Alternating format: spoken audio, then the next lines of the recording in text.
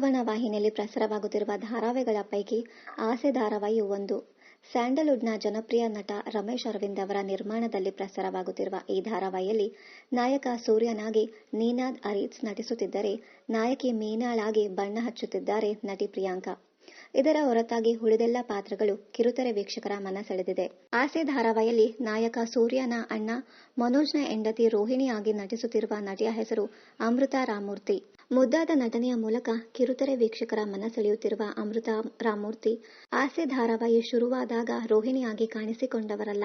ಬದಲಿಗೆ ಆಸೆ ಧಾರಾವಾಹಿ ಆರಂಭವಾದಾಗ ನಯನಾ ವೆಂಕಟೇಶ್ ಅವರು ರೋಹಿಣಿಯಾಗಿ ನಟಿಸುತ್ತಿದ್ದರು. ಮುಂದೆ ಕಾರಣಾಂತರಗಳಿಂದ ನಯನಾ ವೆಂಕಟೇಶ್ ಅವರು ರೋಹಿಣಿ ಪಾತ್ರದಿಂದ ಹೊರಬಂದಾಗ ಆ ಜಾಗಕ್ಕೆ ನಟಿ ಚಂದನಾ ರಾಘವೇಂದ್ರ ಅವರು ಆಯ್ಕೆಯಾದರು.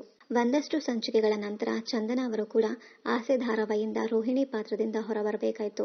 ಆ ಸಮಯದಲ್ಲಿ ರೋಹಿಣಿಯಾಗಿ ಸ್ಟಾರ್ ಪರಿವಾರ ಸೇರಿದ ಅಮೃತಾ ರಾಮಮೂರ್ತಿ ತಮ್ಮ ಸಹಜ ನಟನೆಯ ಮೂಲಕ ಕಿರುತೆರೆ ವೀಕ್ಷಕರಿಗೆ ಮನರಂಜನೆಯ ರಸದೌತಣ ಉಣಬಡಿಸುತ್ತಿದ್ದಾರೆ. ಅಂದಹಾಗೆ ಅಮೃತಾ ರಾಮಮೂರ್ತಿ ಅವರ ಕಿರುತೆರೆ ಪಯಣ ಶುರುವಾಗಿದ್ದು ಕೂಡ ಇದೇ ಸ್ಟಾರ್ ಸುವರ್ಣ ವಾಹಿನಿಯಿಂದ ಎಂಬುದು ಅಚ್ಚರಿಯ ಸಂಗತಿ. ದಶಕಗಳ ಹಿಂದೆ ಸ್ಟಾರ್ ಸುವರ್ಣ ವಾಹಿನಿಯಲ್ಲಿ ಪ್ರಸಾರವಾಗುತ್ತಿದ್ದ ಸರಸ್ವತಿ ಲಕ್ಷ್ಮೀ ಪ್ರಿಯೆ ಧಾರಾವಾಹಿಯಲ್ಲಿ ನಾಯಕಿ ಲಕ್ಷ್ಮಿಯಾಗಿ ಅಭಿನಯಿಸುವ ಮೂಲಕ ಕಿರುತೆರೆಗೆ ಕಾಲಿಟ್ಟ ಅಮೃತಾ ರಾಮಮೂರ್ತಿ ಮತ್ತೆ ಹಿಂತಿರುಗಿ ನೋಡಿದ್ದಿಲ್ಲ.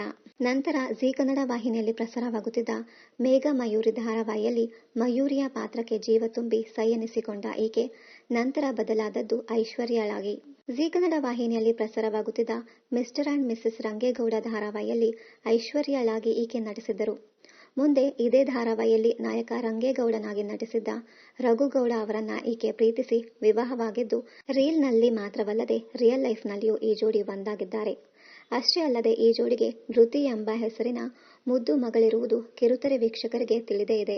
ಮಿಸ್ಟರ್ ಅಂಡ್ ಮಿಸೆಸ್ ರಂಗೇಗೌಡ ಧಾರಾವಾಹಿಯ ನಂತರ ಕಲರ್ಸ್ ಕನ್ನಡ ವಾಹಿನಿಯಲ್ಲಿ ಪ್ರಸಾರವಾಗುತ್ತಿದ್ದ ಕುಲವಧು ಧಾರಾವಾಹಿಯಲ್ಲಿ ಈಕೆ ವಚನ ಆಗಿ ಬಣ್ಣ ಹಚ್ಚಿದರು. ಒಂದರ್ಥದಲ್ಲಿ ಇದು ನೆಗೆಟಿವ್ ಛಾಯೆ ಇರುವ ಪಾತ್ರ ಆಗಿತ್ತು. ಅಂದಹಾಗೆ ಕುಲವಧು ಧಾರಾವಾಹಿಯಲ್ಲಿಯೂ ಅಷ್ಟೇ ಆರಂಭದಲ್ಲಿ ಸಂಜನಾ ಚಿದಾನಂದ್ ಹಾಗೂ ನಂತರ ದಿಶಾ ಮದನ್ ಅವರು ವಚನ ಆಗಿ ಕಾಣಿಸಿಕೊಂಡಿದ್ದರು. ಅವರಿಬ್ಬರು ಧಾರಾವಾಹಿಯಿಂದ ಹೊರಬಂದ ಬಳಿಕ ಆ ಜಾಗಕ್ಕೆ ಬಂದ ಅಮೃತಾ ರಾಮಮೂರ್ತಿ ಧಾರಾವಾಹಿ ಮುಕ್ತಾಯಗೊಳ್ಳುವ ತನಕ ಆ ಪಾತ್ರಕ್ಕೆ ಜೀವ ತುಂಬಿದ್ದರು.